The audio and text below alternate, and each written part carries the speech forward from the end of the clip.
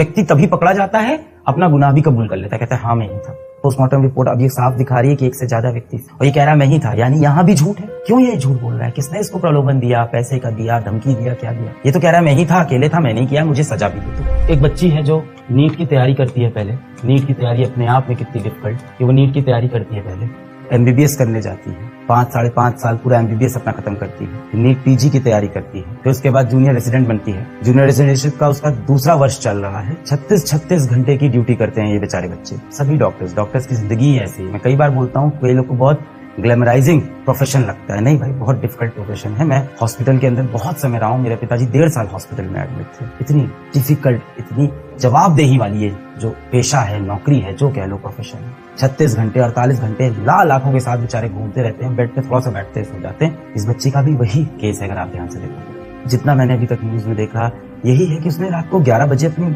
Mummy को call किया कि मम्मी मैं यहाँ बढ़िया हूँ, हॉस्पिटल में ठीक है, 36 घंटे से सोई नहीं हूँ, अभी फिर राउंड पे जा रही हूँ, अपने काम पे जा रही हूँ, आप सो जाओ मम्मी, पापा आप भी सो जाओ, सब सही है। माता पिता भी सोचे कि हाँ ठीक है, हॉस्पिटल में है, दूसरों की जान बचा रही है, नेकी का काम कर रही है, मेरी बेटी सो गई। रात के 2 बजे जाके वो बिटिया खाना खा रही है। बच्चे तो है ये सब। आज सेकेंड ईयर जूनियर रेसिडेंटशिप में है। हम लोग ने जब पढ़ाना शुरू किया था तब से अब देखे तो बहुत छोटे बच्चे हैं हमारे लिए, छोटे बच्चे हैं, छोटे बच्चे। रात के 2 बजे कोई इंसान खाना खा रहा है हॉस्पिटल के अंदर। सोच रहे हैं मतलब अपने हॉस्टल भी नहीं जा पा रहे हैं वो। हम लोग तो बाहर कभी चले जाते हैं, बाहर खा लिया, कहीं कोई कैंटीन में खा रहा है, किसी के तो घर में मम्मी पापा खाना बना के दे रहे हैं भाई, रात के 9 बजे एकदम पूरी तली हुई एकदम प्लेट में। और रात को 2 बजे हॉस्पिटल में खाना खा रहे हैं, किसके बाद अभी फिर राउंड पे जाना है, और सोने के लिए वापस अपने हॉस्टल तक नहीं जा पाते ये बच्चे। इतनी टफ ये प्रोफेशन है, इतना खराब डॉक्टर टू पेशेंट रेशियो है हमारा, इतना प्रेशर है ऐसे हॉस्पिटल्स में। वो बच्ची सोचती है कि ठीक है राउंड ले रहे हैं, कहाँ लेट जाऊं मैं, यहाँ कहीं छोटा सा एक बेड है, थोड़ी देर के लिए कमर सीधी कर लूं, फिर काम करना है। पास में एक रूम है, सेमिनार रूम जैसा है, वहां पर उसने सोचा कि थोड़ी देर लेट जाती है। और उसको बहुत सिक्योर है कि मैं हॉस्पिटल में हूँ, मैं लोगों की जान बचाने के लिए यहाँ हूँ, मैं तो इस काम से यहाँ तो मैं पूरी तरह से सुरक्षित हूँ, सेफ हूँ। बच्ची रात को 2 बजे सो गई, हम सब सो गए, हम सब गहरी नींद में हैं, और रात को 3 बजे उसके साथ जो दर्दनाक, जो खौफनाक हादसा हो रहा है, और हम सब सो रहे हैं, पूरा देश सो रहा है, हर कोई सो रहा है।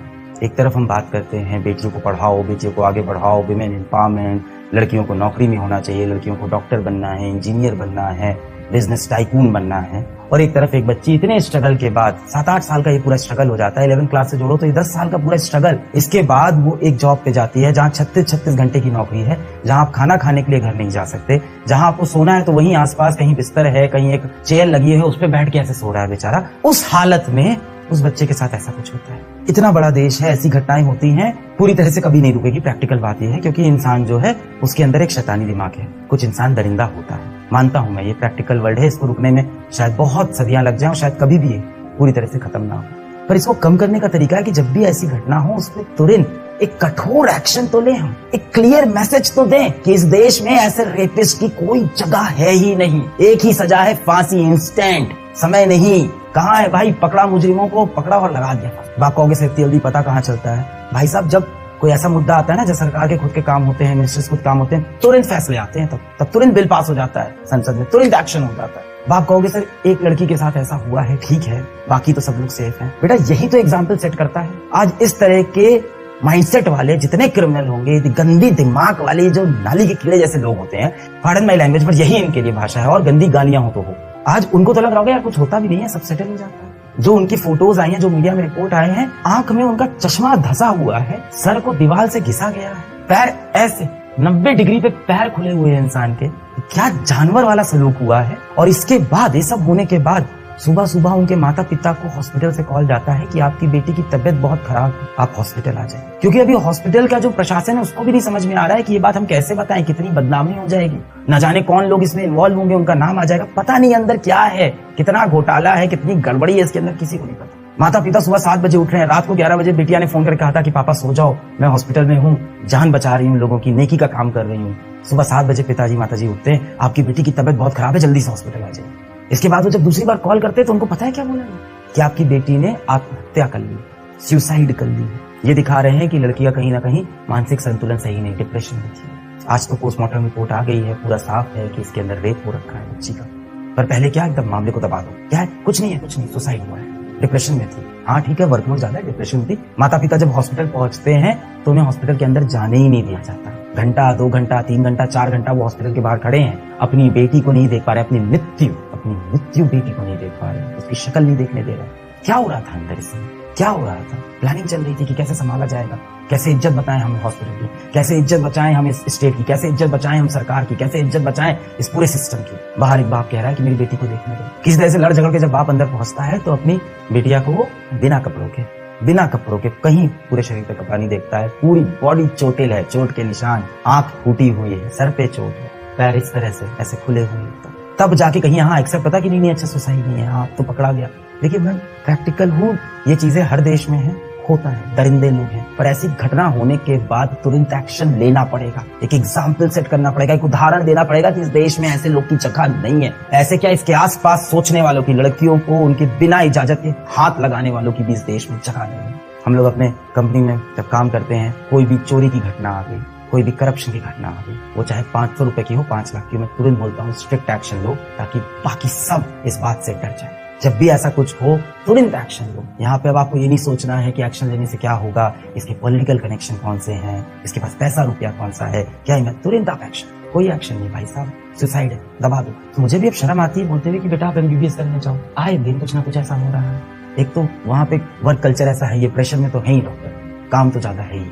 जो सीमेन सैंपल मिला है वो पोस्टमार्टम में क्लियर दिखा रहा है कि 1 से ज्यादा लोग, अमाउंट ऑफ सीमेन, जितना सीमेन मिला है, जितना स्पर्म्स मिले हैं, जितना काउंट मिला है, जितना क्वांटिटी है, वो एक व्यक्ति का नहीं। उसके बाद क्या होता है, 24 घंटे के अंदर, क्योंकि मीडिया में हाईलाइट हो गया, तो एक व्यक्ति को पकड़ा जाता है। और कितनी आसानी से पुलिस कहती है कि उसके कान का एयरपॉड, ब्लूटूथ एयरपॉड है, क्या है कि उसके कान का एक ब्लूटूथ डिवाइस वहां पे वो छूट गया था, उससे वो छोड़ के चला गया था। और वो व्यक्ति की भी आप डिटेल देखो, 4 बजे सुबह हॉस्पिटल पहुंचा है, 4 बजे के आसपास, 6 साढ़े 6 पे जाके अपने घर में सो गया और अपना ब्लूटूथ एयरपॉड वहां पे रख के चला गया कि हमें पकड़ लेंगे।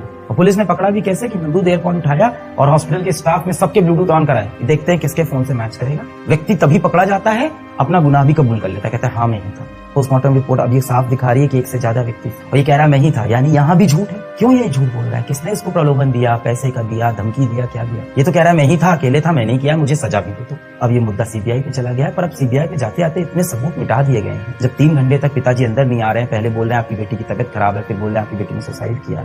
जिस कॉलेज में ये हुआ है उस कॉलेज की प्रिंसिपल का बयान नहीं आया। हाई कोर्ट ने यही बोला कि भाई जिस कॉलेज में वो रखा है उस कॉलेज का जो हेड है, जो उस कॉलेज का डायरेक्टर है, जो उसका प्रिंसिपल है, उसका बयान नहीं है। उस कॉलेज के प्रिंसिपल ने तुरंत रिजाइन कर दिया कि हम रिजाइन करते हैं, साफ इसको हटाओ यहाँ। हर मुद्दे में यही होता है, टॉप पे जो होता है उसको रिजाइन कर दो। उसके बाद कहीं आसपास में उसने वापस ज्वाइन भी कर लिया।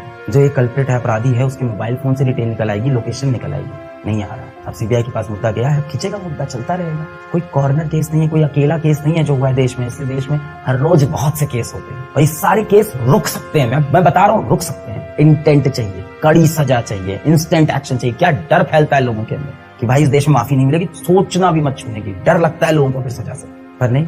पॉलिटिक्स चल रही है, इसकी गलती, उसकी गलती, इस सरकार की गलती, उस स्टेट, अरे हर स्टेट में होता है। अभी हॉस्पिटल के अंदर से भी ज्यादा लोग बात नहीं कर रहे हैं, सबको डर है अपनी नौकरी का। भाई एक आम इंसान क्या करता है, अपना रोटी पानी, जिंदगी, बच्चा, बीवी, उसको बच्चे को भी तो स्कूल भेजना है। हमें उम्मीद होती है हर इंसान आवाज उठाए। हॉस्पिटल के लोग बयान देने में इसीलिए डर रहे हैं। बहुत ही दर्दनाक है। इसका सोल्यूशन यही है, एक्शन। अब देखो इंसाफ तो क्या मिलेगा, वो बच्ची की जो हालत है खत्म हो गया ना, उस माँ बाप को इंसाफ नहीं मिलेगा।